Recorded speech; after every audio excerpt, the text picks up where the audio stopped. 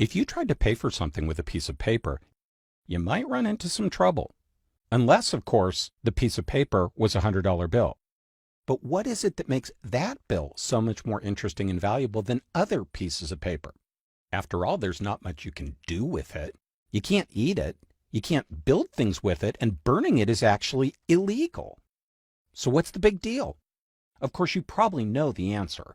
A $100 bill is printed by the government and designated as official currency, while other pieces of paper are not. But that's just what makes them legal. What makes a $100 bill valuable, on the other hand, is how many or few of them are around. Throughout history, most currency, including the US dollar, was linked to valuable commodities, and the amount of it in circulation depended on a government's gold or silver reserves. But after the US abolished the system in 1971, the dollar became what is known as fiat money, meaning not linked to any external resource, but relying instead solely on government policy to decide how much currency to print. So which branch of our government sets this policy? The executive, the legislative, or the judicial? The surprising answer is none of the above. In fact, monetary policy is set by an independent Federal Reserve System, or the Fed, made up of 12 regional banks in major cities around the country.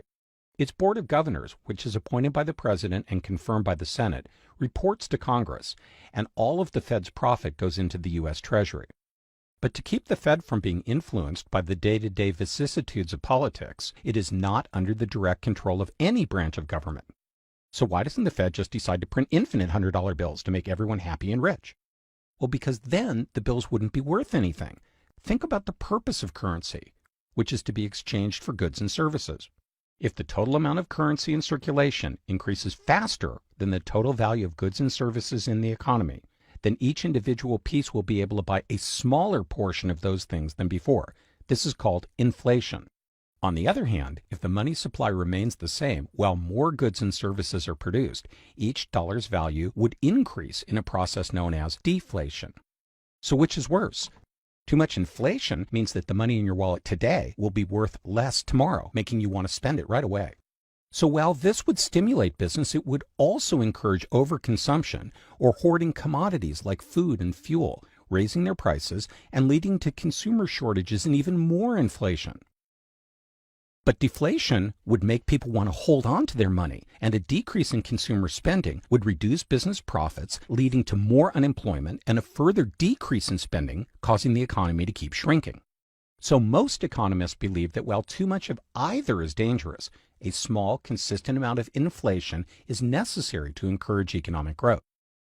The Fed uses vast amount of economic data to determine how much currency should be in circulation, including previous rates of inflation, international trends, and the unemployment rate. Like in the story of Goldilocks, they need to get the numbers just right in order to stimulate growth and keep people employed without letting inflation reach disruptive levels. The Fed not only determines how much that paper in your wallet is worth, but also your chances of getting or keeping the job where you earn it.